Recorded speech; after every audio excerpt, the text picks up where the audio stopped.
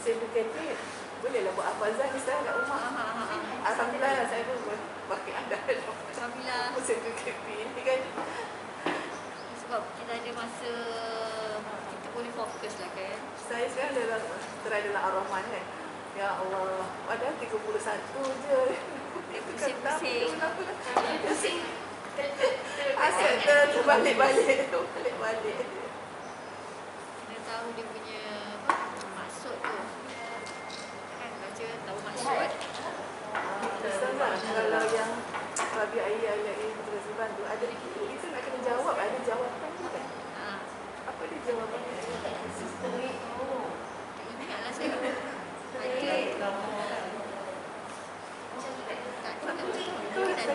Ya, kalau yang atin kita tahu lah kan, ada jawapan yang kita kena jawab kan, patutnya kan. Tapi jawab bala tu tak yang ni tak ada rasa. Dia cek balik. Saya cari apa? Nak cari kita kat mana-mana. Apa jawapan?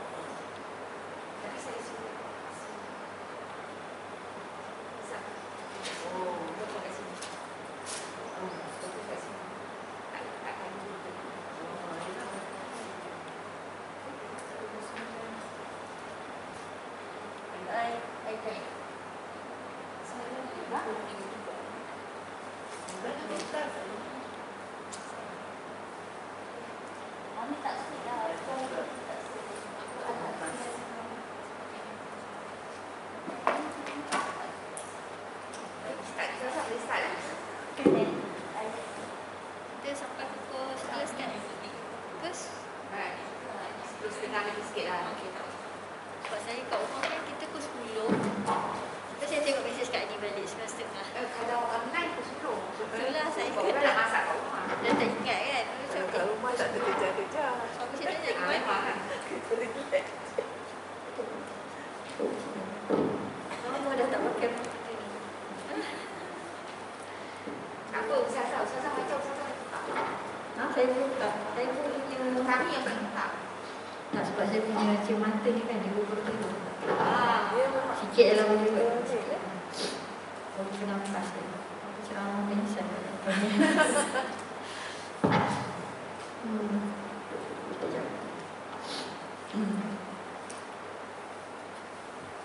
Bismillahirrahmanirrahim. Alhamdulillahirrahmanirrahim. Wassalatu wassalamu ala asyrafil anbiya'i wal mursalin wa ala alihi wa sahbihi ajma'in. Rabbi shrah li sadri wa yassir li amri wa hlul 'uqdatam min lisani yafqahu qawli. Allahumma la sahla illa ma ja'altahu sahla wa anta taj'alul hazana sahla idza syi'ta sahla.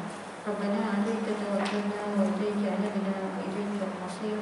Rabbana atina min ladunka rahmatan wa hayyi' lana min amrina rashada. Asa an yahdiyani rabbi wa aqrab min hadha rashada. Allahumma fahhimna fid-din wa 'allimna at-ta'wil. Amma ba'd. Assalamualaikum warahmatullahi taala wabarakatuh. Alhamdulillah kita mulakan kelas kita pada pagi ini. Kita dengan membacakan kitab Al-Fatihah.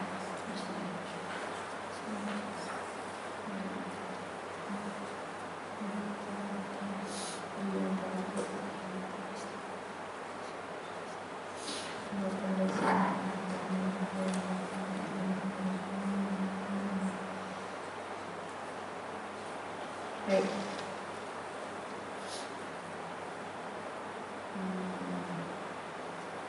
Buka ya.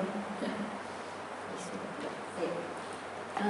Kita hari ini insyaAllah Alhamdulillah dapat surau minyak saya lah. First time kan. dengan gelabah dengan nervous. Dah lama kuliah dengan kuis pun tak face to face lagi. Semua dekat laptop je, dekat telefon je. Masjid apa nama masjid mahkota ni pun tak start lagi. Patutnya Kamera nak buat ni. dah rasanya tadi kita buka. Tak sambung kau nak tahu. Nampak Masih ada tadi. tak? Ada nampak tak? Apa benda lagi? Dah tadi siapa ni dah? Sudah lupa. Dah Kan? belajar. Jemok tu tadi dah pasang. Dah Ros. Dah. Oh ya ke? Dah ada.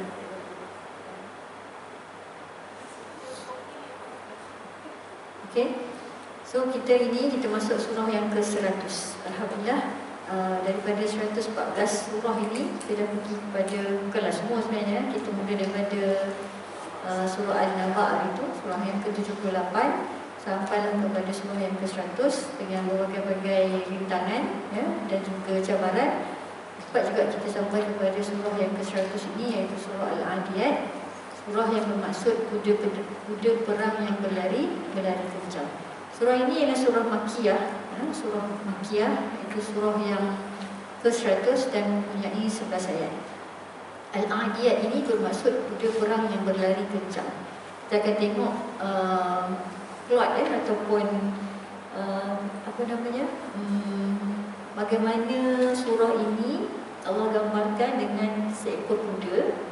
Tapi bukan kuda tu yang dia nak bagi tahu, cuma manusia ni bila dia tahu kuda, dia boleh nampak gambaran tu bagaimana.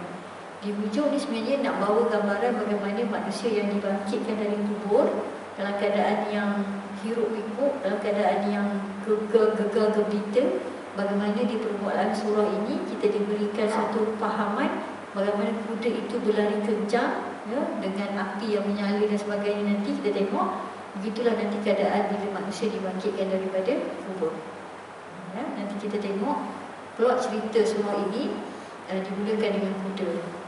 Kalau kita tengok ya, ada setengah ayat Quran ni Allah cerita tentang semut kan, tentang nyamuk. Kadang-kadang kalau kita tak faham ya, kita tengok Allah nampak dari sudut gambaran kasar bahawa nak cerita tentang nyamuk, nak cerita tentang semut. Tapi dari sudut sebenarnya konteks falsafah tu masih lagi pergi kepada akidah, keimanan. Kalau orang yang kaji sains dalam Quran ni, dia pergi sains semata-mata ya, dia tengok matahari ni berubah macam mana ya, kata manusia ni lahir bagaimana kan, banyak sains-sains dalam Quran ini. Begitu juga dengan semua lebah, haiwan-haiwan ya, zoologi lah kita panggil kan, biologi ada, zoologi semua ada. Tapi kita lihat dari sudut manusia, kita akan nampak sekadar itu saja. Tapi kalau kita baca Quran, kita tadabbur, kita tafsir, semuanya membawa kepada unsur-unsur akidah, keimanan kita kepada Allah Ta'ala ya, macam mana sebenarnya ayat ini kalau kita baca secara umum, kita tak faham daripada ayat 1 sampai 11, kita akan fokus kepada kuda lah. Ada setengah tafsiran atau setengah huraian dia cerita kuda tu lirik-lirik.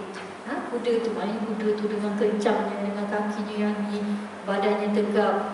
Ni yang saya tengok Facebook 2-3 hari ni, banyaklah orang naik kuda ya. Tak tahu lah yang pergi zoo ya.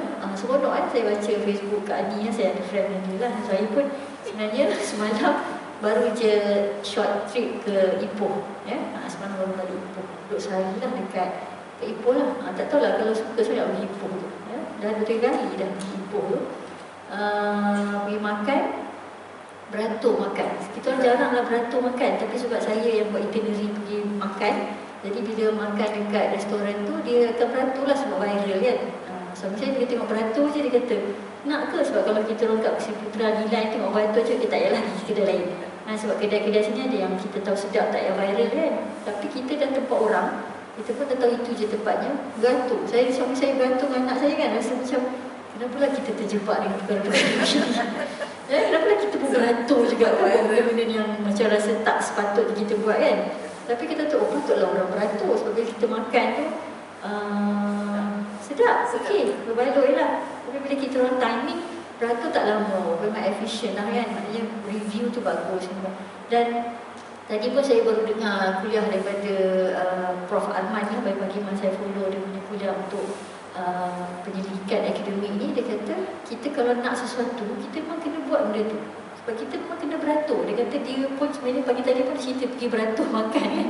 Dia kata kalau saya tak nak makan, dia kata kalau saya tak nak rasa, tak ada keinginan, desire nak buat benda tu, saya rasa tak payahlah. Tapi orang dah kata sedap, lepas tu saya rasa betul. Orang kata betul saya kena beratur.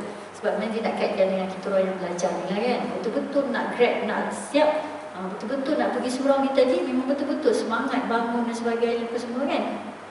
Itu sebenarnya keadaannya.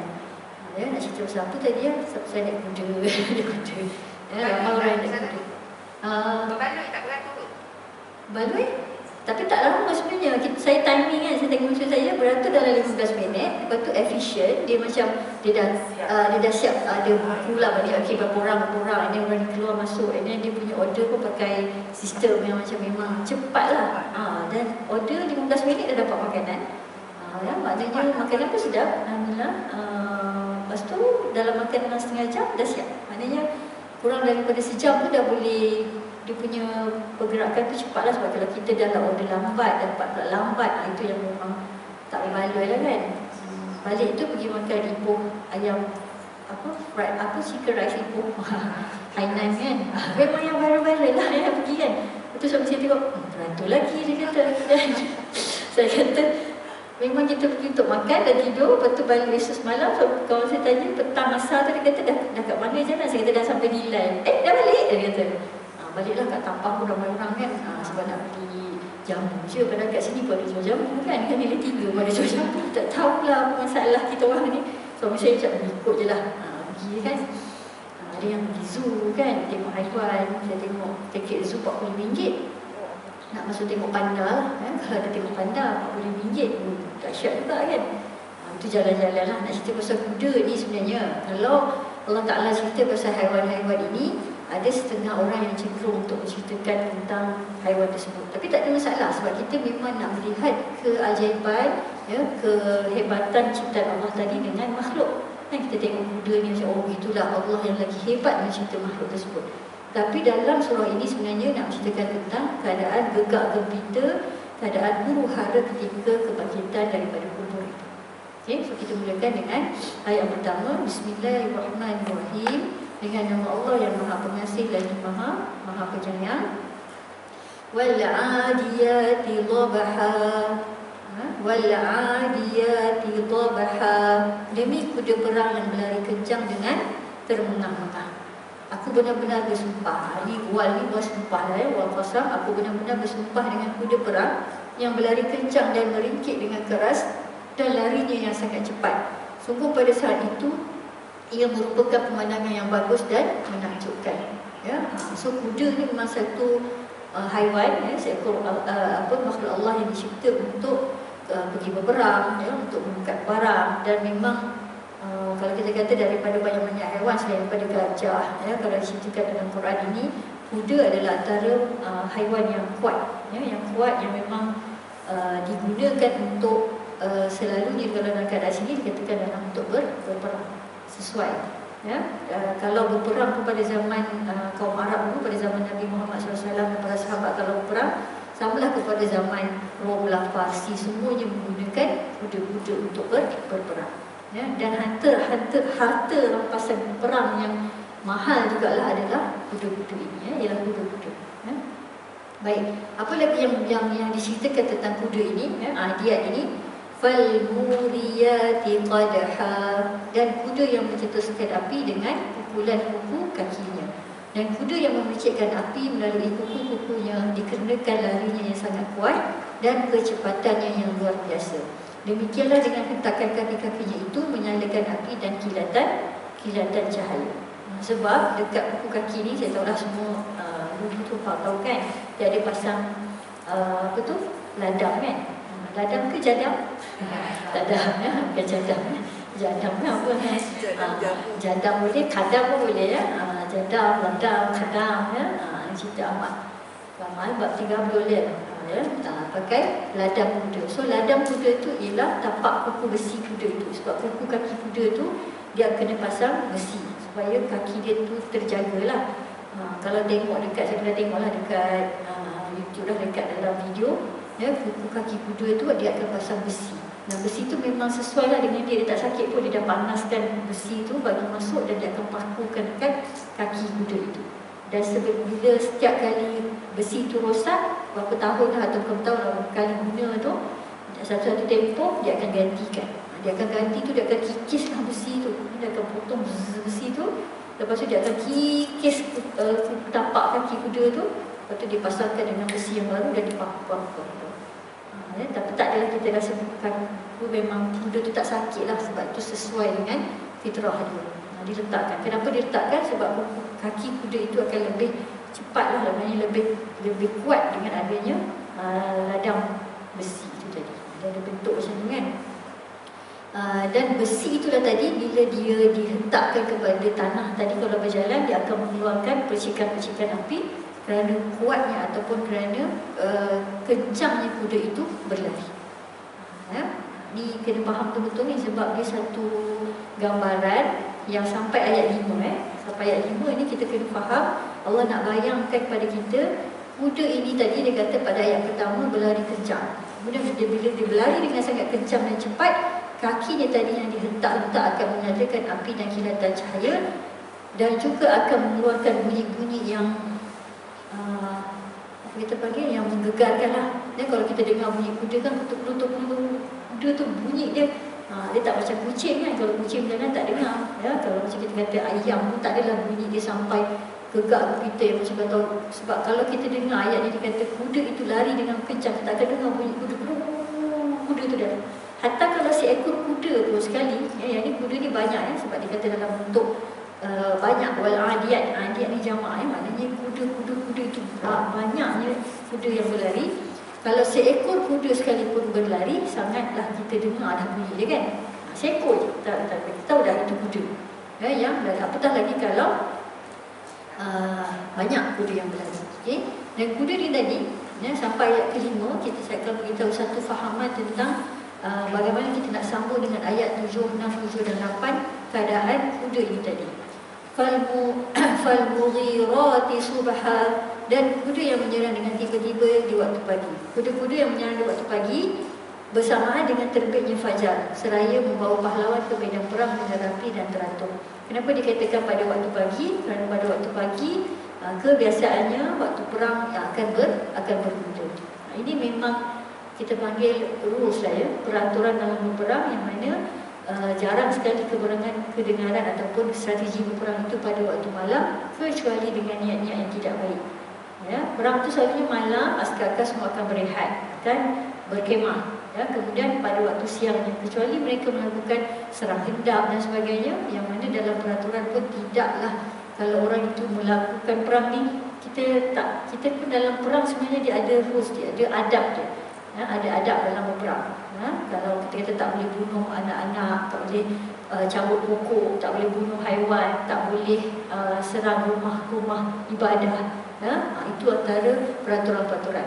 Tapi kalau kita tengok dekat tempat-tempat lain yang kalau perang ni, itulah hospital ditargetnya, sekolah ditargetnya, masjid ditargetnya, ya, anak-anak kecil, ibu-ibu, itu yang orang-orang yang tidak mempunyai adab dan akhlak. Dalam Islam, dalam perang pun dijaga adab dan akhlak.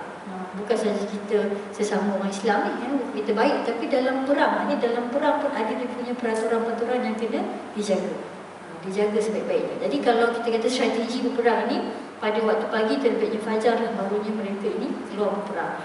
Kalau nak kaitkan dengan keadaan semasa ni, pagi dah kita keluar juga berperang. Berperang di pasar, berperang di rumah, berperang di dapur. Ibu-ibu ni lah keluar dengan terbitnya fajar, mak dah bangun dah. Ya? Anak saya rasa tidur lagi tu sebab semalam dia keluar, dia yang lebih penat daripada kita kan. Tapi lah ibu semua, saya pun rasa nikmat lah sekarang ni.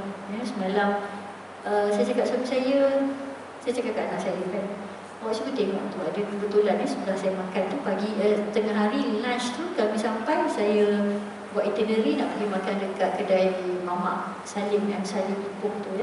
Dia sebenarnya ada nasi ganja tu kan. Ganja tu kita dah rasa dah, lepas tu kita pergilah makan macam Mamak lah kan. Saya kata alah, kita pergi takwa pun mungkin juga kan, sama je. Tapi lah makan kari kita jarang lah. Tak apa, kita pergi tempat-tempat viral, kita pelancong, kita kan turis pelancong. Kebetulan sebelah tu ada ibu yang bawa 3 orang anak. Kebetulan pula dia pun ada 2 orang anak perempuan kecil dan seorang anak lelaki kecil. Dia cakap kat anak saya, ayah tengok, itulah ibu dulu dengan abah. Seorang pegang anak, seorang nak makan. Tapi kita gigil juga nak pergi berjalan ni.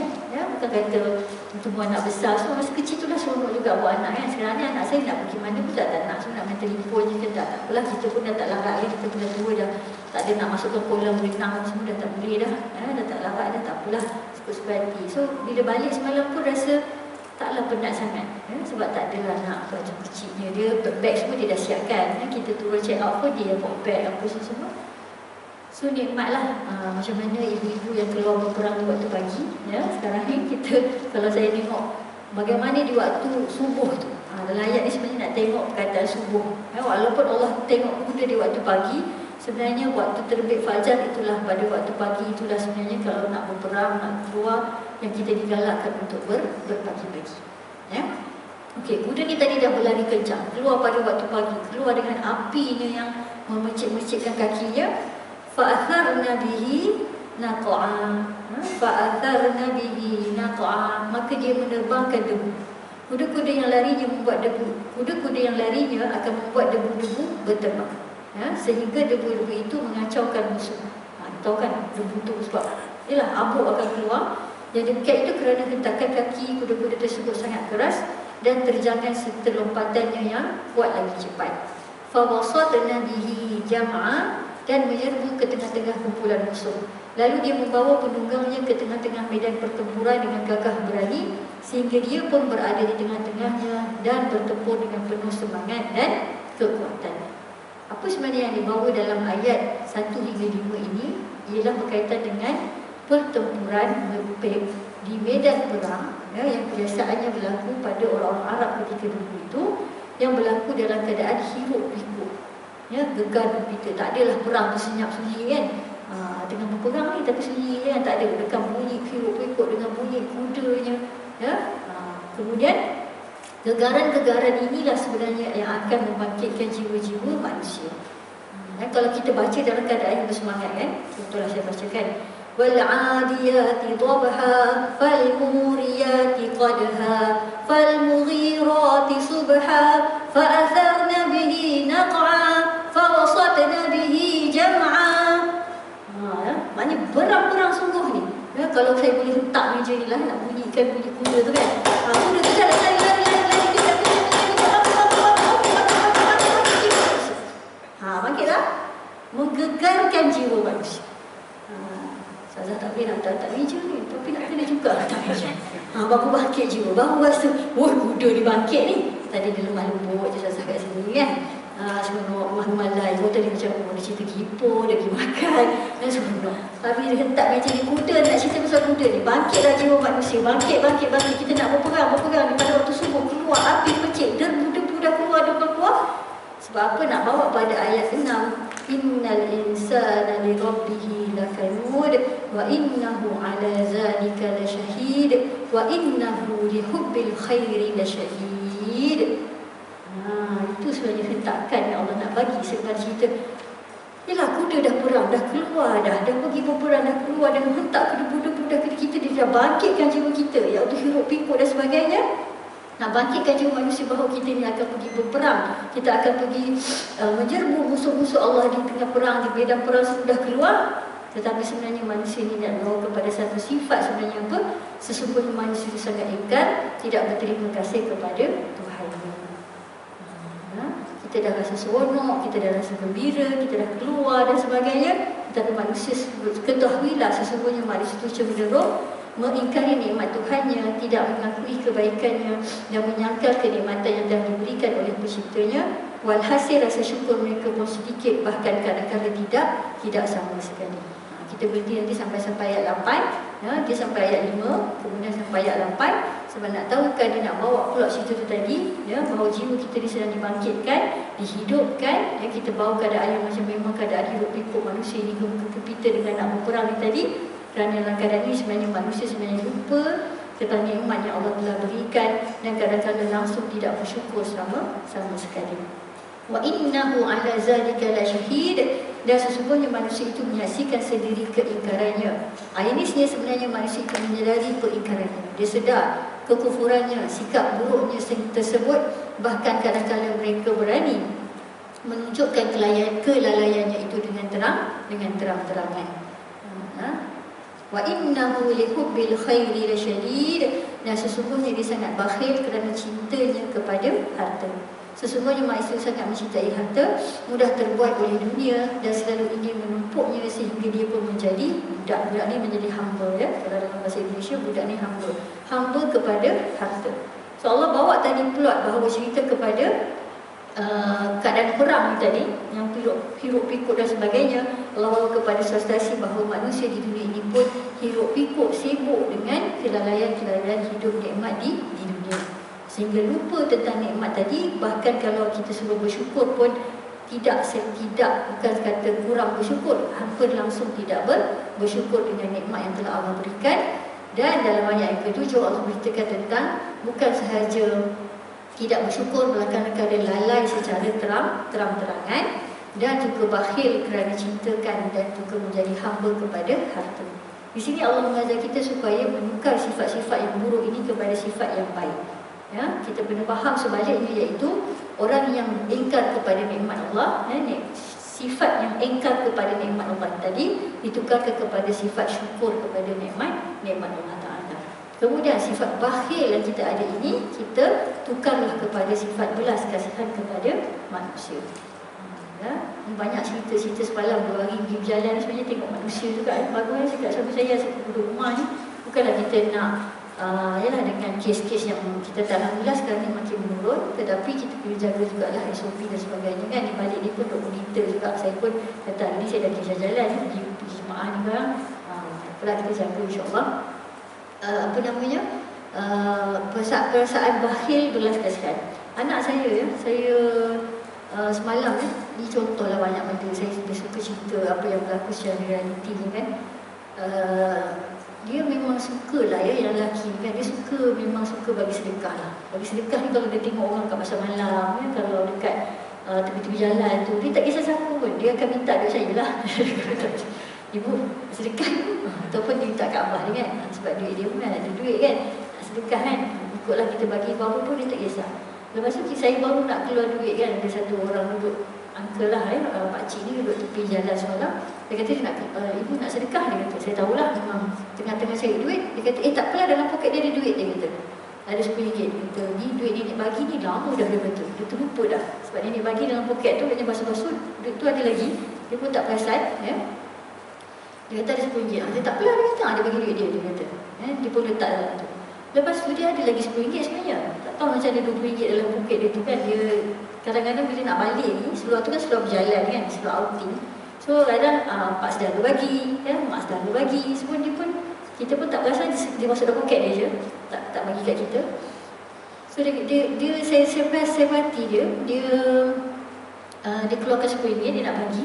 Dia dah letak dah RM10 tu. Lepas tu masa tu tengah nak lintas jalan apa semua, dia perasan lagi RM10. Dia macam tercengang-cengang, dia macam fikir-fikir. Lepas tu dia pergi, dia letak lagi RM10 kat orang tu.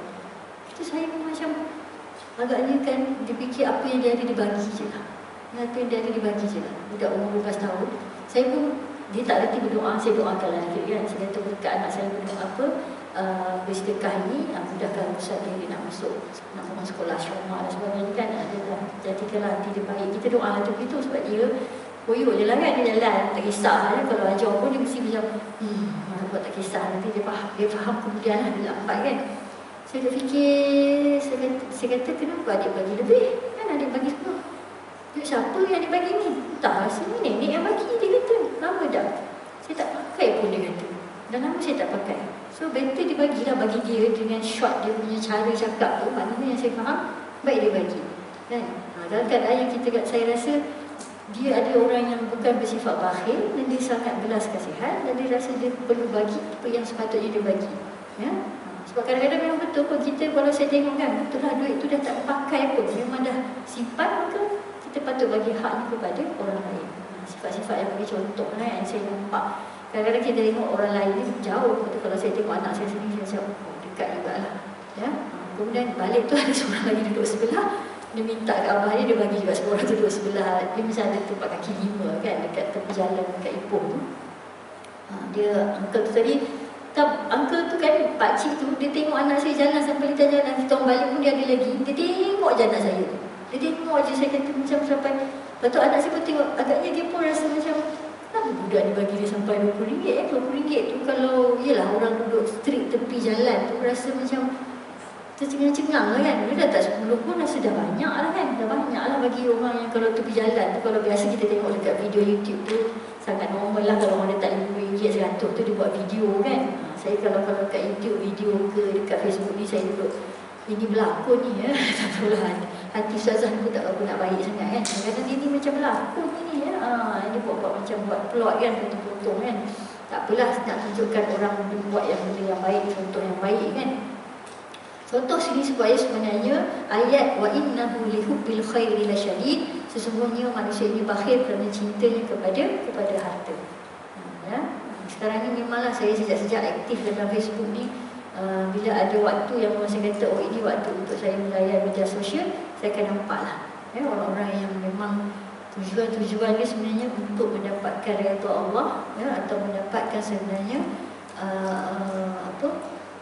kita tak tahu lah niat manusia ni macam-macam ya, saya tak tahu, saya pun tak kenal manusia-manusia ini.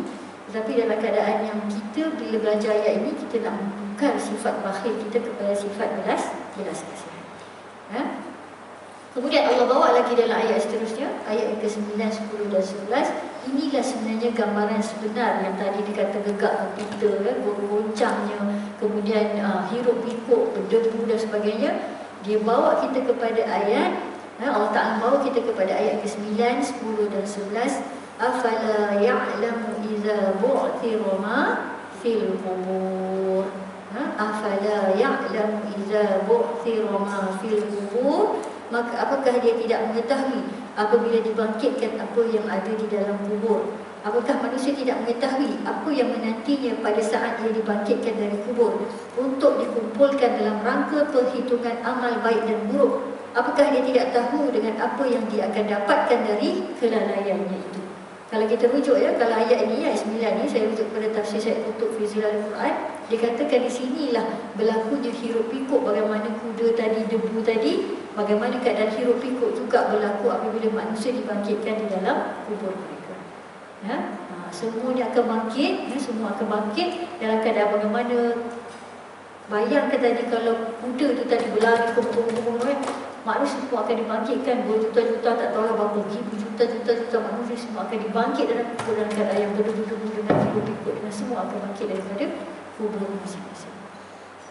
Ya? Tak ada boleh nak gambarkan bagaimana kita dibangkit dalam keadaan ada yang tercengang-cengang, ada yang tak tahu apa yang berlaku dan apa yang sebenarnya terjadi pada waktu yang seterusnya. Kita tahu selepas itu kita akan dikumpulkan di padang mahsyar, kemudian akan dihitung dan dihisap melalui tatian siratul mustaqim, kemudian diberikan mizan amal, diberikan kitab. Itu proses yang sebenarnya lebih kita patut fokuskan lebih daripada kelalaian ataupun apa-apa yang kita kerjakan. Sifat kita kata tadi apa? Sifat tidak syukur kepada nikmat Allah Ta'ala, sifat bakhil kita kepada harta-harta yang kita ada, lebih daripada kita sebenarnya fokus kepada apa yang akan berlaku apabila kita telah dibangkitkan daripada kubur ini. Tak ramai juga ya, tak ramai juga yang sebenarnya dulu update pergi melawat mak ayah masing-masing di kuburan. Ada yang pergi melawat rumah kosong dah 2 tahun tinggal kan, ada yang pergi melawat kubur mak dia dan sebagainya. Update saya ni bila tengok cerita-cerita macam tu, saya banyak benda berfikir. Yalah, sebab mengkaji dan membaca dan kemudian melihat kepada realiti ni berbeza. Sebab sekarang ni cabaran bila membaca Al-Quran ini, menjelaskan kepada orang Al-Quran ya, kita kami-kami lah orang yang popular agama, yang kata-kata yang diberikan sedikit ilmu daripada Allah Ta'ala untuk berkongsi ini. Cabarannya sekarang ni ialah untuk membawa masyarakat ataupun jemaah memahami realiti. Macam baca cerita pasal kuda, pasal kubur dia apa semua, dia tak boleh tersekat dengan tafsiran-tafsiran. Kadang-kadang ada setengah tu yang cerita pasal Syed Qutb, Qutubi dan sebagainya, Tabari, tapi dia kat situ saja, kat situ ya. Cabaran sekarang ini kita nak bawa tafsiran-tafsiran yang bersifat tradisional itu kepada contemporary reality. Ya, kalau kita tengok ayat ni ya, afala ya'lamu iza bu'sira ma fil qubur. Kita tengok orang ramai melawat kubur-kubur, ya, ada kubur-kubur yang tak pernah dilawat langsung, yang tak pernah dibersihkan langsung oleh anak-anaknya, ya. Ibu-ibu semua perlu besarlah pada anak-anak kan. Di dunia ini perlu buat baik dengan kita sebaik-baiknya, tak ada masalah. Ya, memang itu dia punya tanggungjawab dia, kewajipan dia untuk. Tetapi pesanlah kepada mereka sebenarnya tanggungjawab mereka yang lebih besar kepada kita ialah apabila kita sudah meninggal dunia. Itu sebenarnya ya, sebab saya ada kawan saya itu Nabi Nani lah, kita ada uswah kan, dia kata dalam pada ramai adik-beradik dia rasa dia lah yang paling tidak diperhatikan oleh mak dia, oleh ibu dia. Ya, saya kata kenapa? Dia kata ialah kalau nak minta tolong apa dengan kakak dia, dengan adik dia macam rasa kurang, dia kata. Lepas tu saya cakap kat dia, aku bagi kau satu, saya bagi dia satu semangat lah ya. Saya kata kalau itu sebenarnya bukan ukuran kehidupan di dunia, bukan itu ukuran yang sebenar. Anak yang paling baik sebenarnya ialah anak yang meneruskan berbakti ataupun menyampaikan lagi doa atau sedekah ke apa yang berbakti. Ya, kita kena berbakti pada kehidupan dia, yang kita buat tak kisah pula, betul kan? Tapi sebenarnya dia kata bukan dah teruk, saya cakap ada lagi peluang sebenarnya. Kalau di dunia ni mak tu tak nampak dan sebagainya, ya, kita panggil mengurangkan daripada yang lain, tetapi niatlah nanti lepas mak ni mati, bukanlah kita kata nanti dah mati pun nak baik, tak. Maknanya tak ada peluang kan. Buat baik masa dah hidup ni buat juga dan sebagainya. Tapi dalam kes dia ni lah, dalam kes dia kata cubalah nanti buat baik nanti bila dia sudah tiada lagi. Itu lebih baik. Sebab kadang-kadang kita nampak ya, bukan saya nak cakap sesiapa, tapi kadang-kadang anak yang baik pada mak dia masa hidup ni, lepas mak dia dah mati, langsung tak buat apa-apa dah. Sebab dia tahu mak dia masih hidup je. Yang dah lepas meninggal ni lah barulah dia yang diwakafkan lagi, kemudian dia bersedekah lagi, kemudian dia sampaikan Fatihah, dia bacakan Quran, dia sampaikan lagi pahala-pahala untuk ibunya. Sebab itu sebenarnya kalau saya lah, saya kata itulah sebenarnya saya paling perlukan. Ketika saya dalam kubur ni lah saya nak anak-anak saya sampaikan amal-amal yang baik, jangan buat benda yang jahat, sebab sampai dalam saya dalam kubur. Masa dalam hidup ni lah, kalau kita rasa kita sakit tak boleh bangun, anak-anak bantu kita kan. Ya, kalau kita kata dah sudut kewangan dan sebagainya, itu dia punya kewajipan. Tapi kewajipan yang paling lagi lebih berat ditentukan dia tunaikan ialah ketika ibu dan ayahnya sudah pun meninggal dunia. Sebab ada hadis Nabi SAW kata kan, antara perkara yang baik bila anak tu dah, mak dia dah meninggal, ialah dia menyambung silaturahim mak dia tadi. Ya, kalau ada saudara mara, kawan-kawan mak dia pergi, sebab silaturahim tu lah tadi akan menyambungkan lagi hubungan dia pahala dengan mak nanti dalam kubur. Ada bukan? Ustazah, yang itu yang termasuk doa anak-anak yang soleh lah. Ya, doa anak-anak yang soleh. 3, betul kan? Terima kasih ya. 3 amalan yang tak terputus ya, bila kita telah meninggalkan anak dan meninggal kan. Antaranya adalah sedekah jariah kan, untuk ilmu yang berguna yang dimanfaatkan, dan juga doa anak yang soleh. Ya, sebab anak yang soleh ni, kalau saya lah, saya daripada pandangan kasar saya lah, yang saya cakap kat bawah saya tu, belum tentu lagi kerana kita tak ada nak menilai niat kakak kita, adik-adik kita. Dia buat tu sebab nak dapat ambil hati mak je tu, nak dapat reta mak tuan-tuan. Dan tanah dah tukar nama, rumah dah tukar nama, tak ada habis kita tukar nama ni kan. Pindah nama, salin nama.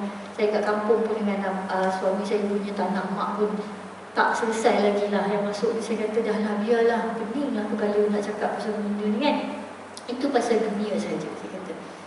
Belum tentu lagi niat. Tapi yang paling nampak lah yang sekarang ni, saya kata yang selalunya yang dah ditunjukkan depan mata saya pun ialah anak-anak di bila mak dia meninggal. Itu paling nampak.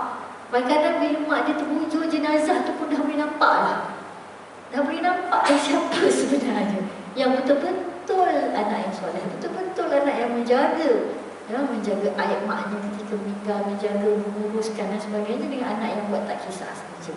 Alhamdulillah ya, kalau kita punya anak ada 5, 6 orang, 7 orang, ada 10 orang, seorang sekalipun, dia sangat tekun menjaga kita. Sampailah dia mengirimkan jenazah ke kuburan, dan malamnya tu tak pernah lupa lagi. Kemudian dia bersedekah lagi, berwakaf lagi, siap buat semua sampai dia tahu. Sebab seolah-olah kadang-kadang kan anak-anak yang dia boleh merasakan dalam macam ada something lah, macam tak selesa, macam mak dia ni macam ada dalam, bukanlah nak cakap ada dalam kubur tu boleh sampai, tapi dia kata ada benda yang menyebabkan tak selesanya orang itu dalam kubur dan sebagainya lah. Tak sampai Yalah, kita tahu kita baca Quran, kita sedekahkan sedekah semua. Hadis kata memang jelas sampai kepada orang yang sudah meninggal itu. Ya, so dalam kubur inilah tadi yang Allah sebenarnya nak dalam Quran sebenarnya bukan ayat ini saja. Banyak lagi ayat menceritakan tentang keadaan manusia yang akan dibangkitkan daripada kubur. Kalau ayat selepas ni kan dia beritahu tentang macam mana kekatu yang keluar, berterbangan, semuanya dalam keadaan yang hiruk pikuk. Nak beritahu tadi, kita punya mindset daripada baca ayat wal adiyatu dhabaha tadi, keadaannya hiruk pikuk. Yang tadi gempa tu kita debu ni. Kita bukan kata kubur Bukit Mahkota ni je. Kita ada banyak kuburan. Sebagaimana banyaknya manusia hidup dekat muka bumi ini, yang daripada zaman daripada Nabi Adam AS sekali, yang semua setelah masuk ke dalam kubur, semuanya akan dibangkitkan. Yang hidup-hiduplah, yang memang tengah hidup ketika itu, Allah Ta'ala alam, akan dihancurkan semuanya. Langit akan jatuh, gunung-gunung semua akan hancur, dan semua manusia akan dibangkitkan daripada. Bangkitlah kamu, bangunlah kamu. Dan ketika itu wahusila ma fi sudur, dan dilahirkan apa yang ada di dalam dada. Pada waktu saat itu, semua yang ada di dalam dada akan dikeluarkan. Semua yang tersembunyikan akan dinampakkan, dan semua yang dirahsiakan akan diungkap. Menurut tafsirannya, kalau saya selalu refer kepada Syekh Qutb ni, mengatakan bahawa semua yang kita ada dalam, kalau sebelum kita dah bacakan faman ya'mal mithqala dzarratin khairan yarah wa man ya'mal mithqala dzarratin syarran yarah. Dia ada kaitan dengan ayat ini, yang mana semuanya akan dilahirkan dalam dada ini, yang sembunyi semua akan dikeluarkan. Dalam dada ni maksudnya semua amalan-amalan kita yang baik, amalan-amalan yang tidak baik, ya. Apa sebab dia punya simboliknya lah, ya. Dia kata fisudur ini sebab segalanya diletakkan di dalam hati kita ini. Suruh kita dalam hati ni kan, kalau dia kata dalam hati kita ni lah ada seketul darah kan, sekumpal darah. Kalau baik-baiklah dia, kalau rosak-rosaklah dia, iaitu hati kita kan, jantung lah, qalbun kan, jantung kita. Sebab dia kata dalam suruh hati ini. Orang kata dia cakap je tu, tapi hati dia baik. Ada orang kan, ada orang kata cakap je buruk, tapi hati dia baik. Ada orang yang kata dia tu cakap je baik, tapi hati dia buruk. Tapi kalau ikutkan apa yang kita cakap kat mulut itu dah daripada hati kita sebenarnya. Ada macam-macam formula lah, ada orang faham kan. Dia kata tak ada, ya. Dia memang ajak orang makan macam nak bergaduh, ya. Ada viral kan, makcik ajak makan nak bergaduh kan. Macam nak bergaduh je, ajak makan ke bergaduh tu orang Melaka kan. Melaka Hawa mana tak ada kan. Sekarang ni kurang dah, ya, kurang. Kalau orang tua tu macam tu, saya orang Melaka, orang pure lah, mak ayah saya orang Melaka. Saya kalau orang Melaka, saya je lahir dekat KL. Sebab mak saya berantau macam tu. Tapi memang pure-pure Melaka lah ni kan. Memang itu. Tapi sekarang ni generasi tu dah sudah tidak ada, dah kurang. Memang orang tua je yang memang akan memaki, hamun kan, memang sebut mencarut ni.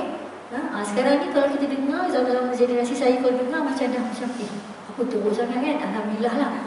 Tapi kalau dulu memang hamau mai makan dia kata, lah hamau kau lama tak jumpa kan. Memang bergaduh macam, memang rasa macam ni nak marah ke, nak apa ni kan. Memang dia jauh lagi. Memang kalau menyumpah laknat tu memang biasa lah tu, ya. Kalau jauh arwah-arwah nenek moyang dulu saya dulu tu kan, memang biasa je lah, tak ada apa. Kau tak tambah kau, dia kata kan. Tambah nasi, dia kata kan. Kau ingat aku ni apa, dia kata kan. Tak ada nasi, dah habis kan, terdarah makan, dia kata. Padahal semua makan. Dah lama aku tak makan ni kan, kau dah lapar, tak terdarah, makan dia kata. Tapi dia tak tahu, tak apa lah. Tak ada, tu memang adat. Kita panggil adat. Budaya. Bukan pada adat lah, budaya, nature kan.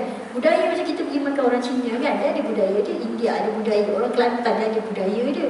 Budaya ni maknanya dibentuk oleh persekitaran. Macam orang Bukit Mahkota, sebenarnya ada budaya-budaya. Kita pergi macam saya pergi Ipoh semua, ada budaya. Orang kampung, orang mana, kita panggil pada budaya kan, budaya masyarakat dia. Dan memang macam tu lah, tak tahulah dia keturunan hang tuah kata kan. Hang tuah dia memang suka jebat kan, ngamuk je kerja je. Dia baling sana, baling sini, dia gejam je. Tapi tak ada, tu tak apa, bergaduh tak ada, biasalah tu, ya. Nampak macam tu jerit-jerit apa semua kan. Terus tanya apa, kalau jalan tu Pak Long saya lalu Pak Long tu saudara, dia dah jerit dah. Mak saya kata, tu dah lalu dah tu. Dah lalu dah tu. Orang kaya, dia kalau panggil, orang sombong, sombong tu dia kata tu.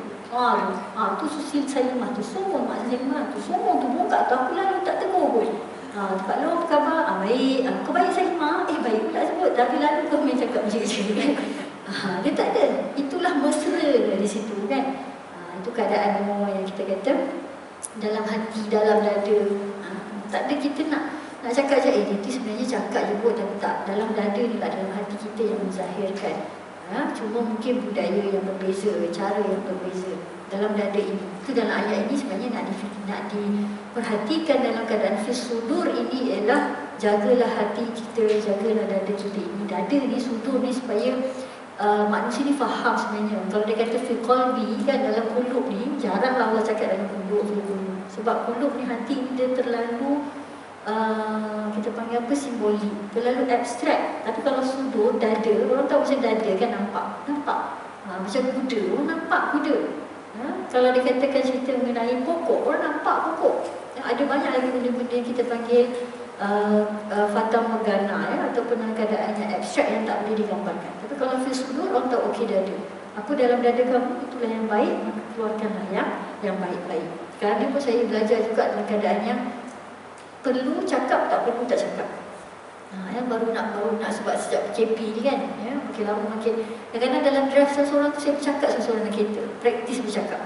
Sebab dah lama tak bercakap ni, dalam 2-3 minggu ni banyak lagi nak buat mesyuarat yang dia online ni, face to face ni lain Bila kita macam ni kan, dengan kita dalam komputer ni kita boleh 2-3 patah kita senyap semua kan. Ni 2 hari ni ada meeting lagi nak jadi ahli semua. Saya rasa saya kena praktis bercakap adik ni sebab dah lama tak bercakap. Seronok je bila 2 tahun ni kan, duduk dah kat rumah, rasa macam tak tahulah kan, saya rasa saya makin baik. Sebab apa? Sebab less talk, kurang bercakap, kurang berjumpa dengan orang. Lepas tu bila dah boleh rentah, dah boleh masuk office kan, jumpa dengan kawan, bercakap 2 jam tak sedar diri kan, bercakap dah lama tak bercakap. Lepas tu bila balik rasa rasa dahor lah tadi. Kamu rasa macam benda bercakap ni kan, repit-repit tu arah macam 2 jam. Kalau tak pernah pun. Rasa macam baru dah dapat, tak payahlah kita buang masa sebenarnya. Bercakap benda yang penting saja. 2 tahun ni banyak benda sebenarnya kita belajar dan menjaga dalam keadaan wahusil lama fisudur. Kata wahusil jarang kita dengar kata wahusil. Wahusila ni dilahirkan, dikeluarkan. Dia lebih dalam daripada kalau perkataan Arab ni kharaja lah kan, takhrij, kharaj, keluarkan. Kalau kita kata apa Allah inda Tuhan tu wa in kana fil ardi fa ukhrijuha. Kalau macam ni tiba-tiba tak ingat ada seorang duduk tu baca kan, kalau adalah rezeki aku di bumi, keluarkannya kan, betul kan? Dalam bahasa ni kan, kan fil ardi fa anzuha wa in kana fil ardi fa ukhrijuha kan, kalau dalam bumi keluarkanlah dia kan. Kalau kita ukhriju tu kan, fil ardi, keluarkan tu, keluar ini dalam bentuk nampak keluar. Macam kalau saya kata saya keluarkan kotak ni, tisu ni daripada keluar. Tapi kalau wahusila ni, dia halus dia pun keluar, dikeluarkan, dilahirkan. Perkataannya pun diterjemahkan di sini dalam bahasa Indonesia lah kan, dilahirkan, ditampakkan, semua yang dirahsia itu akan diungkapkan. Benda maknanya kalau saya keluarkan tisu ni nampak, tapi apa yang dihusila, ada keluar debu-debu, ada keluar angin, ada keluar bunyi. Wahusila ni maknanya janganlah kita rasa alah yang mana nampak-nampak je dah dikeluarkan, yang mana tak nampak senyap semua tak ada. Semua benda-benda yang buruk, yang baik semua akan dikeluarkan pada saat kita nanti menghadap Allah Ta'ala ahkamul hakim. Tadi dikeluarkan, dibangkitkan daripada kubur, dikeluarkan apa yang di dalam dada, semuanya dalam hitungan dan dalam hisab Allah Subhanahu wa Ta'ala. Akhir sekali Allah tunjukkan di sini keadaan kita yang akan kembali kepada Allah Ta'ala. Inna rabbahum bihim yawma idzil la khabir. Tadi wahusila, sekarang dia ada kata la khabir.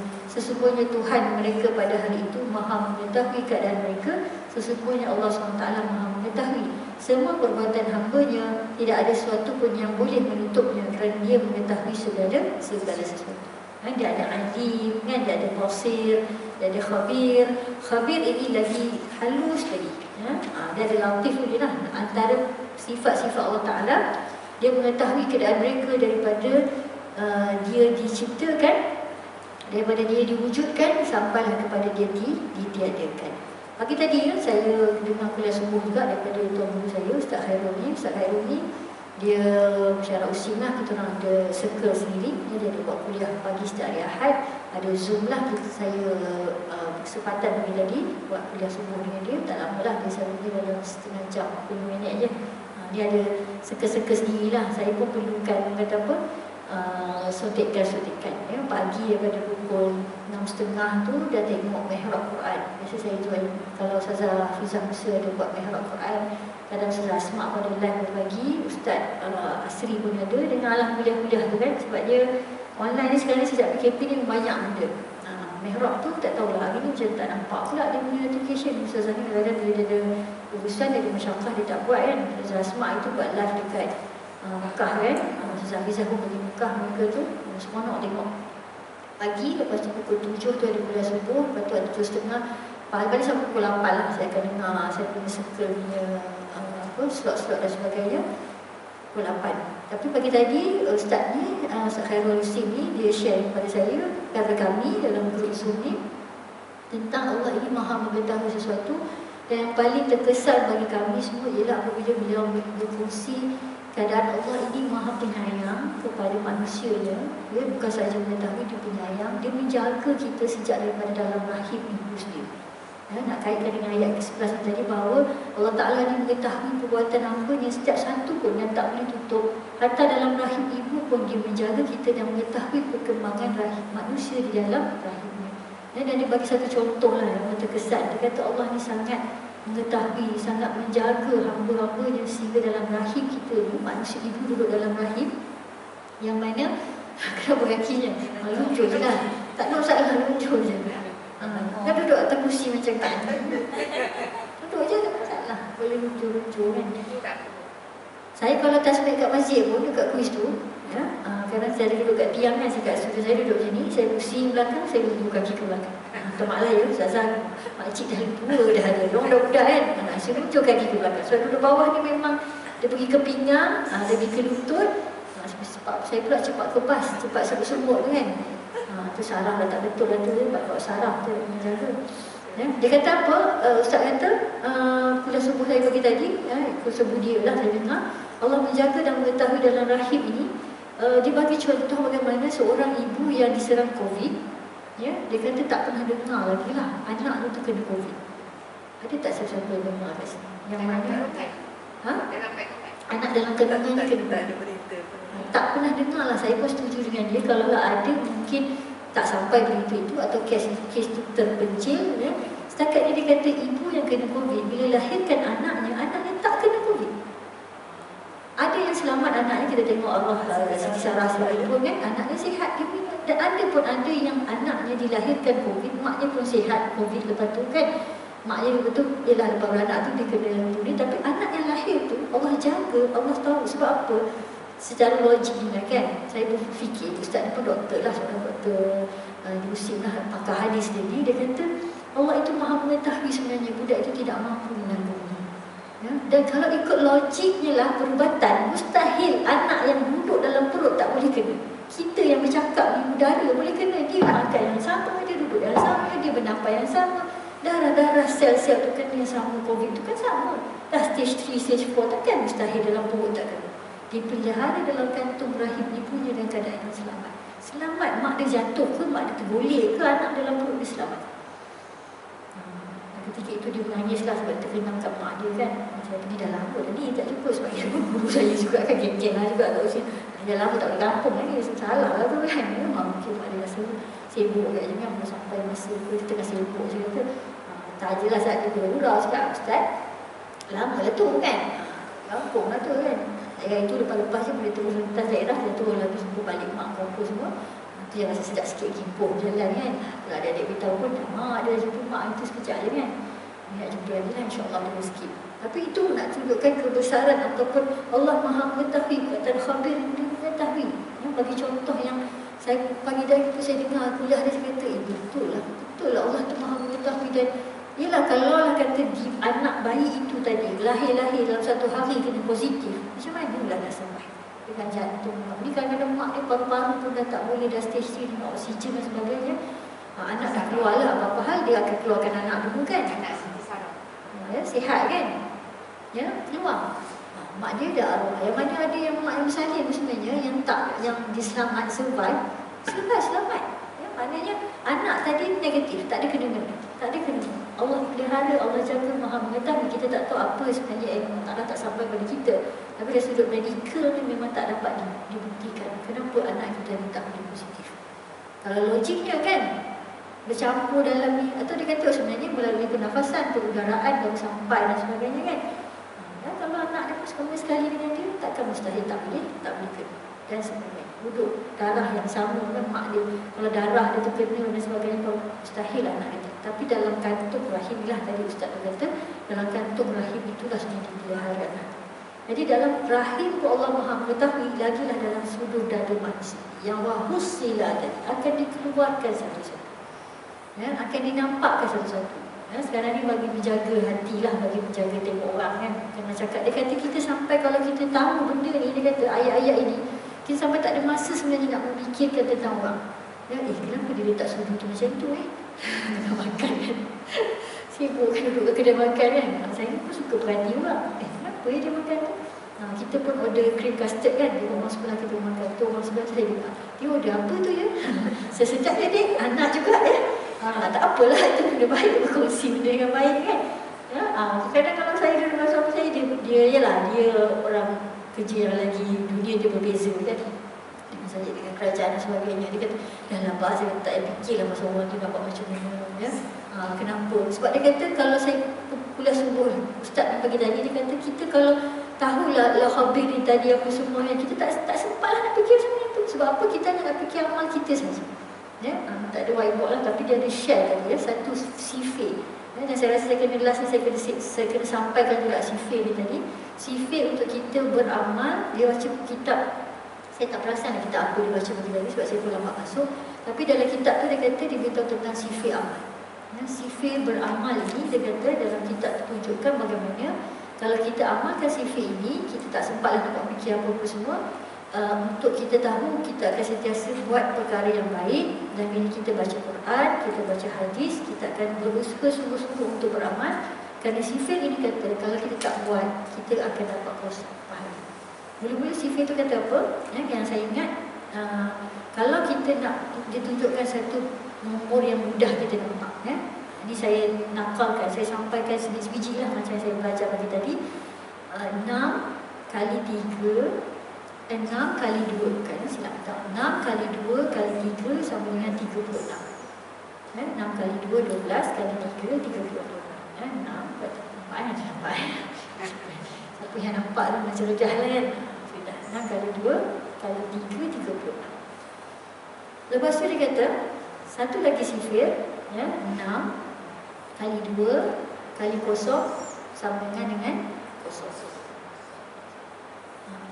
Tapi Ustaz kata 6 kali 2 kali 3 36. Nombor ni tak ada apa-apa maksud sekali. Sebab dia hanya nak beritahu kalau kita darabkan nombor-nombor itu dia akan dapat hasil. Tapi kalau kita darabkan semua nombor tadi dengan kosong, maka dia akan dapat kosong. Okey, apa yang 6 ni tadi? 6 ni sebenarnya boleh tukar jadi 8, jadi 7. Kenapa dia ambil 6 ni terpulang lah, dia tak bagi 6 pun, nak kasih 2 kali 2 kali 3 pun.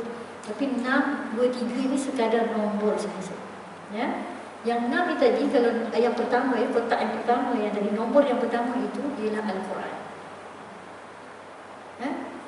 Nombor yang kedua, Al-Quran kali hadis kali amal bersamaan dengan pahala. Tadi ada 6 kali 3, 6 kali 2 kali 3 sama dengan 36. Kan? Nombor-nombor nampak. Tapi kalau 6 kali dengan 2 kali dengan kosong sama dengan kosong. Okey. So maknanya kotak yang ketiga tadi dia letak dengan kosong. Nombor yang ketiga dia letak kosong. Ya. Macam mana ni tak boleh kan? Tapi boleh lah ya, boleh faham. Nombor yang pertama tadi ya, ada nilai. Nombor yang kedua ada nilai. Nombor ketiga ada nilai. Maka hujung pun ada nilai. Ya. So kalau nombor yang pertama ada nilai, nombor kedua ada nilai, nombor 3 tu kosong, maka hasilnya pun kosong. Okey, kita tengok yang pertama tu apa tadi? Al-Quran. Okey, nilai pertama Quran dikalikan dengan nombor yang kedua hadis. Dikalikan nombor 3 ialah amal. Hasilnya ialah pahala. Cuba kita gantikan nombor 3 itu dengan kosong. Kita ada Al-Quran, kita ada hadis, tapi kita tak amal. Kita tak amal. Power sangat. Dia baca kitab dia tak saya lambat masuk. Dia istilahnya anak murid ni bila lambat masuk, janganlah tanya kitab. Kena sebeli. Dia tak kisah ustazah dengan anak alim, ustazah ni selebriti lah. Ni ada tahu dalam tu ada profesor lah, ada orang, orang kementerian lah, ada expatriate lah, ada yang belajar kat KMP lah. Kita orang di Zoom kan, circle akademik lah, PhD ni kan. Janganlah tanya anak murid lain tak. Baca kitab apa kita ni? Boleh kan? Ni tak sempat lagi tadi pukul 7.30 habis, pukul 8 ada kelas lain tadi ikut. Tu senyap-senyap tadi terus di sini kan. Tapi rasa nak share sikit sebab tadi baca, memang ayat ni ada kena-mena lah kalau kita nak kaitkan semua ada kena-mena. Sebab sebelum ni pun, lepas ni ayat yang ke 101 ni pun semua cerita pasal amal. So Quran, kita dah baca Quran, betul kan? Kita dah tahu dah ni Quran ni kata apa, puasa, zakat lah, apa tu, ta'awud lah, tu jangan cakap sombong, jangan apa semua. Baca dah hadis lagi lah macam-macam kata kan, buat ini, solat ni, sunat ni, apa semua ni. Tapi tak ada amal. Yang nombor yang ketiga, kotak yang ketiga tadi kosong. Tak beramal lagi. So tak ada juga. Bawa ilmu belajar apa semua, balik tak beramal. So taklah. Penat je lah. Tahu dah. Dia istilahnya ialah tahu dah ni. Tahu dah orang kata jangan buat ini, jangan buat ini. Tahu dah kena buat ini kan. Tapi biasalah, kadang-kadang saya cakap ustaz kata kita ni ada hasutan daripada syaitan. Dia kata syaitan ni memang akan menghasut lah. Dah tahu dah jangan cakap buruk dengan adik-adik, jangan bergaduh, jangan apa dengan mak apa semua. Tapi ada syaitan yang menghasut kita. So maknanya Quran dan hadis kita belum kuat lagi lah. Kita kena kuatkan lagi supaya tak jadi sia-sia, dia kata. Itu yang dia tak nak jadi sia-sia. Sebab dia pun, kita tetap dulu ada kuliah dan sebagainya kan, ada kasi kitab semua. Dia pun smash lah kita orang juga. Dia kata kan, kita belajar dan sebagainya sebab apa? Kita nak beramal. Kita nak beramal. Amal lah kita, sebab neraca timbangan kita tu bukan dia timbang ilmu kita. Bukan dia timbang saya ni ada belajar kitab, belajar apa, kamu ada profesor, kamu ada ni, ada ilmu pun tak ada. Dia tak timbang yang itu. Tapi dia timbang kepada amal. Wa ya'mal misqal, ya'mal kan, misqal azat. Kamu belajar bagaimana pun, kamu tahu pun, tapi amalan kamu tak berat. Kamu tahu sedekah itu bagus, kamu tahu solat itu bagus, tapi kamu tak buat. Sekarang ni saya nampak kan, ada satu suasana yang agak mungkin saya yang nampak, tapi saya akan berbincang dengan kawan-kawan saya dengan lebih mendalam lagi macam mana kita nak bawa satu lagi suasana yang lebih bagus lah. Sebab sekarang ni saya nampak memang kita satu ketika kita disuruh supaya bersedekah lebih banyak.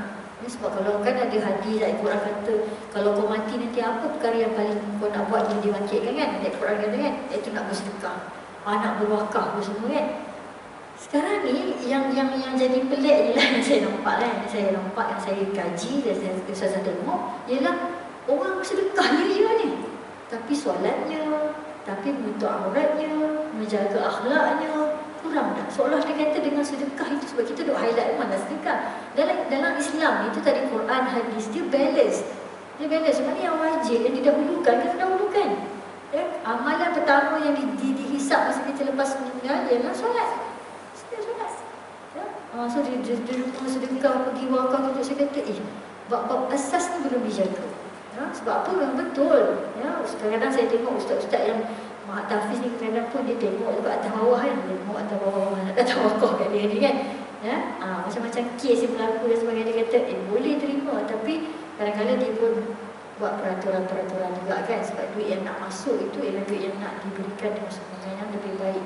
Seolah-olah lah ya, bukan saya nak cakap secara terang-terang ni rekod, saya tak ada masalah, tak kisah. Seolah-olah dengan bersedekah itu saja. Saya nak beritahu tadi pahala yang Quran, hadis, yang sifat itu tadi perlu seimbang. Perlu balance.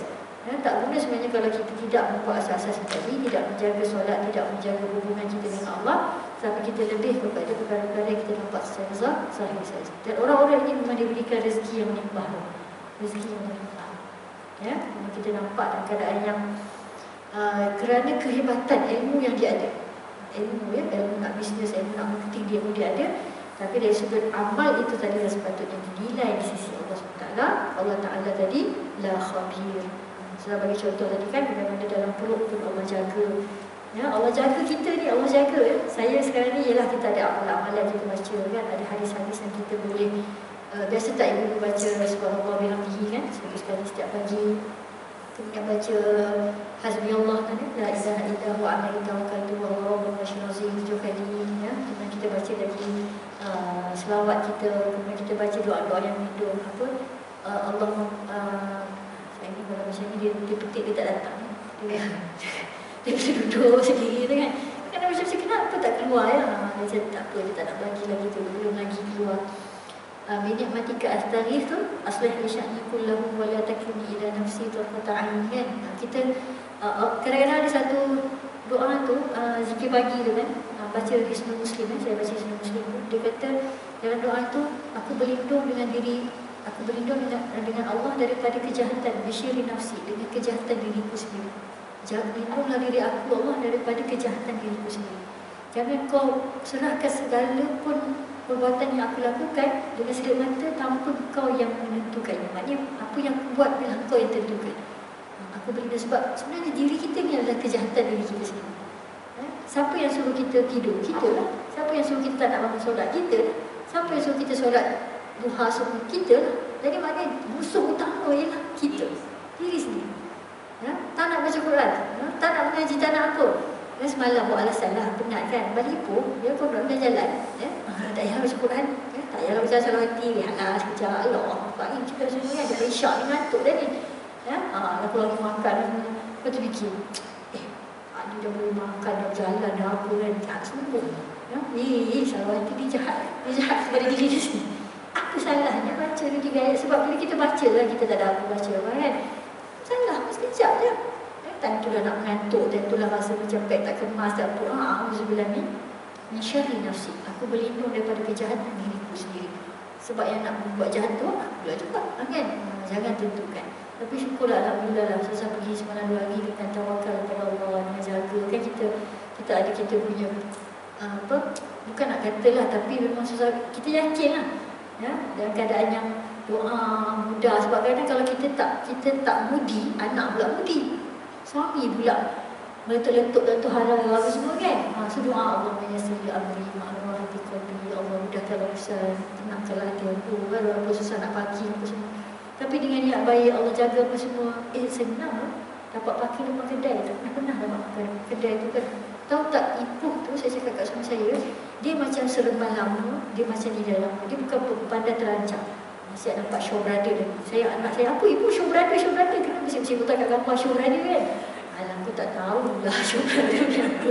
Malah lah Ibu nak tahu, kalau anime tahu lah kan. Kita kira je buat show brother kan, Ibu tu kan. Dia punya macam seremban tau. Dia punya kedai, saya kata macam mana orang nak survive ni? Ya Allah, kedai dia memang parking kedai tepi jalan. Dia tak ada tempat parking macam kita masuk bandar terancam. Saya kata duduk nilai, saya putra bagi ni memang terancam. Tapi Perak memang macam tu. Perak memang macam tu. Dia tak kisahlah kan. Tahu pula. Tapi kalau bagi saya, kalau macam pekan nilai lama ke seremban lah, saya tengok kan, macam memang dia tepi-tepi jalan kedai dia batal. Kalau dia buat post kajang-kajang kan, macam mana nak parking? Saya kata saya tak boleh hidup lah macam ni. Saya tak boleh macam kita nak kena elok-elok apa semua kan. Saya kata kita pun doa pada Allah Ta'ala, hasbunallah la ilaha illa huwa alaihi tawakkaltu wa huwa rabbul arsyil azim, baca. Kata pusing betul-betul depan kedai. Saya kata siapa yang nak bagi kalau depan kedai semua ni kan, seberang jalan saja. Dengan mudahnya, dengan dapatnya, dengan semua. Saya kata yelah, kalau niatnya daripada awal menggembirakan keluarga, menggembirakan hati, dan sebenarnya Allah itu maha mengetahui. Sebab tadi wa husila ma fi sudur, dalam hati ni lah sebenarnya Allah nak tahu, nak tunjuk kan. Yang sebenarnya kalau saya pernah pergi family day, akhirnya bergaduh. Family day saya bukan family day orang lain. Kerana dalam hati-hati ini ada perasaan-perasaan yang macam mungkin nak riak, nak takut, nanti aku bawa makanan lebih sedap, aku bawa makanan ni, anak aku lebih ini dan sebagainya, yang menyebabkan ya Allah, suasana itu banyak syar, banyak kejahatan-kejahatan. Dan akhirnya saya bila balik muhasabah, ya Allah, kenapa baliklah sekali yang dikecil hati, yang terasa, yang ni apa? Kerana pada awal itu sendiri sebenarnya Allah tu maha mengetahui dalam hati masing-masing niat-niat itu ada niat-niat tidak. So sebenarnya bila awal tu kita kata nak dapatkan Quran kali hadis kali amal itu yang dalam Quran tu bukannya sikit Kalau 114 ni kita daripada kita baca surah An-Naba itu tadi macam-macam cerita ni semua akidah dalam juzuk amal ni semua nak betulkan dalam. Semua nak bagi suci bersih. Hadis itu tadi penguat. Nak beritahu macam mana cara nak melakukannya, barulah kita boleh kuat untuk kita beramal, akhirnya dapatlah pahala itulah nanti akan ditimbang dalam kita punya neraca timbangan kita. Mana yang berat? Mana yang akan renung-renungkanlah ramai dah renung nak balik ni pukul 11 dah selesai, ramai yang renung nak balik ni, apa lagi amal baik nampak ni.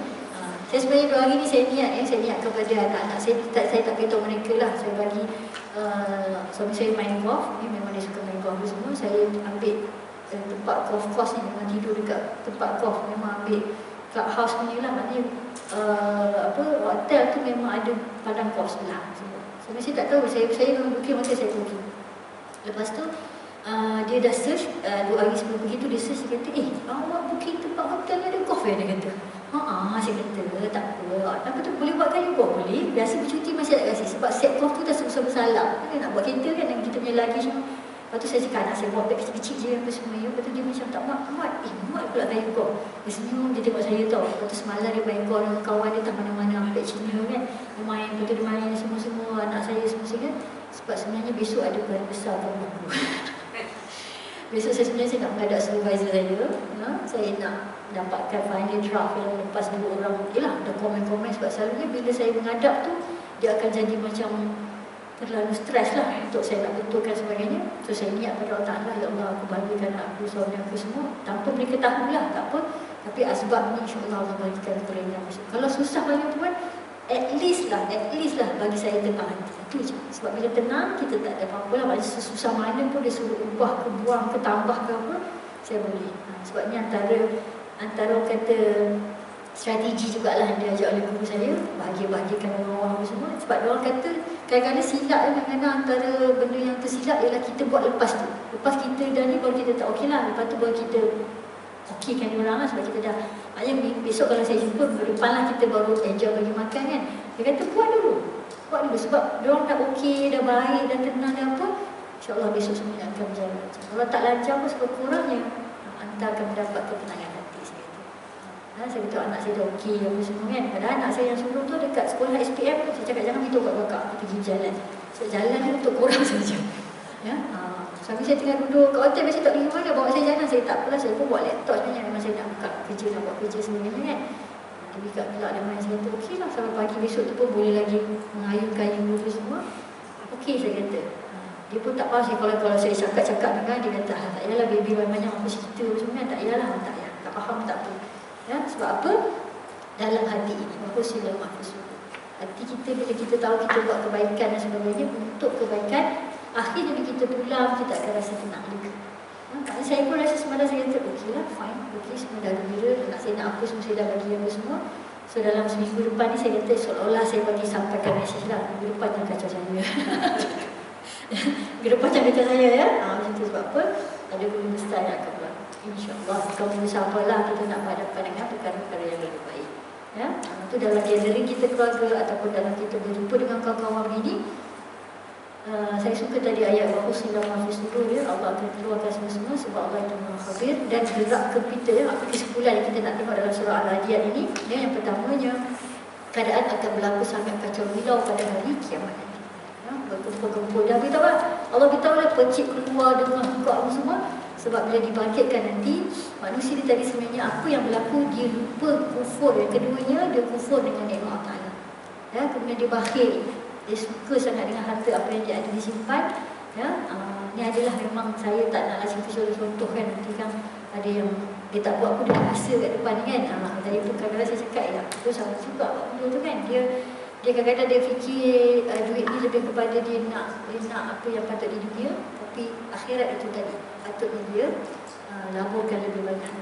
Kemudian yang akhir, yang ketiganya ialah apa kita belajar dalam surah Adiyat ini ialah persiapan kita untuk berhadapan dengan Allah Ta'ala kerana apa sahaja dalam dada kita ini, apa sahaja amal baik dan buruk akan dikeluarkan, akan ditunjukkan satu persatu Ya, yang mana Allah itu khabir, dia maha mengetahui. Saya bagikan contoh tadi dalam rahim kita sekalipun, dalam otak fikiran pun, dalam apa segala tindakan yang kita lakukan, Allah Ta'ala itu maha.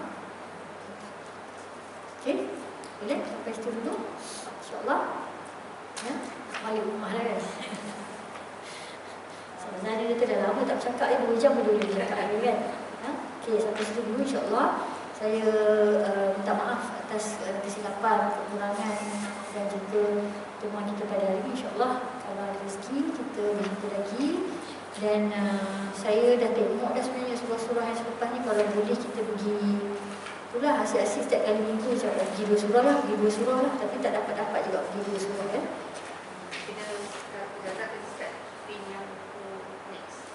Itulah dia dah tinggal 3-4 surah je lagi ni. Saya tak tahu lah biasanya atas request jemaah lah ataupun perempuan semua nak patah dulu. Tapi kalau juzul biasalah sebenarnya kita akan ambil 10 ayat. Ringkas ni kita setahap cerita-cerita kan. Maksudnya surah yang panjang tu kalau nak buat macam mana? Nak habis sekali tak? Taklah, betul lah. Buat ikut ayat satu surah ayat. Pilih surah. Pilih surah ataupun kalau nak ambil juzul 29 tu pun boleh. Cuma kita akan pilih kesesuaian cerita tu lah. 10 ayat kan, supaya dia bersambung-sambung dan bila ada turutan-turutannya lah. Tak ada masalah kita habiskan yang dulu. Saya pun baru je insyaAllah ambil kat Toliah. Kat Toliah tu dah 4 tahun dah sebenarnya buat, dah nak expired dah tahun depan. Memang tak boleh ambil lah insyaAllah tu. Saya rasa macam saya balik Melaka lagi tak penat. Saya pergi insyaAllah. Saya pergi ambil kat insyaAllah. Sebab saya ambil langat pejabat agama dan langat. Tapi interview dengan tu dekat insyaAllah, dekat HQ. Untuk Review dah lama kan? Saya ambil 2018 lagi. Tapi baru ambil kad tu minggu lepas. Sebab PKP dah macam-macam lah. Lepas tu tak adalah nak mengajar mana-mana. Ambil tu, pegawai tu cakap apa? Saya renew terus lah. Dia kata, terus isi borang renew. Sebab dia kata, tinggal setahun ni memang kita akan suruh renew terus. Rugi lah kalau tak ambil kad ni. Dia kata semua. Saya kata, tak adalah online ni, tak rugi mana lah. Sama je straight. Saya ingat nak ambil, nak try ambil Negeri Sembilan juga lah. Sebab nak start juga mengajar kat Negeri Sembilan pula kan. Tak tahu dah tahu dah. Sebab selama ni dia memang macam-macam ajaran sesat. Ajaran-ajaran yang memang berkembang. Dia ada benda pelik-pelik. Jadi memang kena jaga semua-semua lah. Di Selama pun memang antara yang paling kena jaga semua-semua lah. Okay, so tak apalah, lepas ni kita boleh bincang kalau surah apa dan sebagainya kesesuaian. Kita ambilkan yang dulu lah sampai surah yang terakhir tu kena seronok lah. Saya itu ambil 3 kul pun rasa seronok juga lah belajar. Itu pun semua seronok lah dalam Quran. Tinggal nak amal je. Nak amal juga. Ingat sifir tadi ya, ambil Quran, ambil hadis, kemudian kita amalkan dapat. Tak amal tu. Itulah tadi sifir yang ustaz tu kata tadi, bila kali dengan kosong amal tu memang tak ada lah. Sama lah macam saya yang duduk cakap sini kan. Cakap banyak-banyak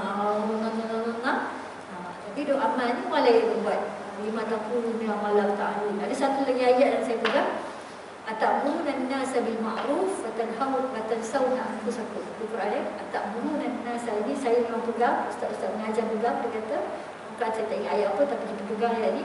Atamuruna an-nasa bil ma'ruf, adakah kau menyuruh orang membuat kebaikan, wa tansawna anfusakum, dan kau lupakan diri kau sendiri. Ni orang yang duduk kat kursi ni lah. Ataupun kita cakap kat anak-anak kita lah. Kalau ibu-ibu dalam konteks ni, cakap kat anak-anak, kat cucu kan, buat, tapi kau diri kau lupa. Sebab tadi yang kita kata syaitan besar yang menjadi kejahatan, kita di sini. Auzubi syarri nafsi. Aku berlindung daripada kejahatan diriku sendiri. Nafsu aku jahat ni lah yang suruh makan banyak, yang suruh bazir banyak, yang suruh buang tu, yang suruh ni. Suruh tidur lama sikit. Cuti ni kat hotel ni ya. Tidurlah lama sikit, tak payah nak zikir pagi semua kan. Rutin pagi, saya kalau pergi cuti saya kata Allah, hilang dah semua, hilang ya. Itu yang jahat tu. Iyalah. Tak apalah cuti sekejap kan. Tapi dah pukul 7 nafsi kan, tak boleh kata kan. Auzubillah min syarri nafsi. Aku berlindung memang daripada auzubillah minasyaitonir rajim. Aku berlindung daripada syaitan yang direjam. Kemudian dalam zikir kita auzubillah min syarri nafsi. Ya, aku berlindung daripada syaitan. Sebab syaitan tu dia menghasut diri aku. Jadi aku ni jadi aku kena lawan diri aku sendiri. Lawan, tangan, bangun. Ya, tak payahlah dah duduk-duduk sini enjoy je lah pemandangan kan. Tak payahlah nak duha, nak pergi jalan ni apa semua kan. Biasa duha pukul 10-11, ni pukul 9 nak pergi jalan dah. Pukul 9 pun boleh duha, apa salahnya duha je lah dulu. Betul kalau dah dia jalan-jalan dah susah kan. Tak jalan. Selagi dah kita kalau boleh nak lewat-lewat lah duha tu, tapi dah memang nak kena buat awal. Ya. Ni kadang lepas tu saya semalam qabjah ba'diyah dah buat apa? Rukhsah kan. Jamak. Ya, saya kata memang pengalah kalau jadi macam ni. Memang bila balik rumah luka ya, luka itu boleh paisyak. Tak payahlah, ya, tak payahlah apalah. Ya, apa kita punya telecounter tasbih semua tinggal kat rumah ni kan. Selitlah 1-2 telecounter tasbih tu kan. Kalau tak ada telecounter tu kan, kita nak subhanallah bihamdihi 100 kali, tentulah 10 kali tangan tu kan. Lepas tu kan dah tiba-tiba subhanallah bihamdihi yang ketumpuk. Dah terfikir pula lagi kan nak pergi cari 5 balik. Lepas tu aku mana-mana otak ni. Jadi sebab ada kawan-kawan saya dia tak suka telecounter tu. Yang tasbih tu dia kata macam tak ikhlas dia kata. Bukan ikhlas. Kita punya otak, saya kata kita punya otak, mata otak kita memang nak tengok nombor. Macam tadi kan kita kata 6 kali 2 kali 3 nampak kan? Nampak sebab ustaz tu dia bagi nombor-nombor supaya kita nampak. Terus dia kata kalau kita tadi kita kena beristighfar 1000 kali. Kita nak selawat. Kita ada sebab kita yang zikir tasbih tu memang kalau saya subhanallah tu memang pakai yang biji tu lah, saya suka yang tu kan. Tak apalah sebab kita dah tahu tu 33 semua kan. So memang kita dah fix. Tapi kalau yang nak 1000, nak 100, nak apa ni, ada telecounter, sia-sia juga kan. Ya? Kita boleh percaya otak kita ni boleh fokus. Dia punya satu lagi fokus. Macam-macam lah. Okay, kita tutup dulu dengan tasbih kafarah dan salat Mas. Bismillahirrahmanirrahim.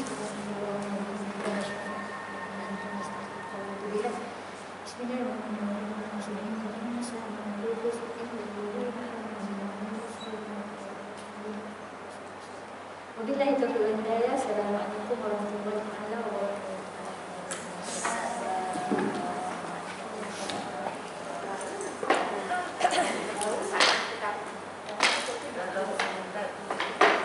Kayu dia dah raya.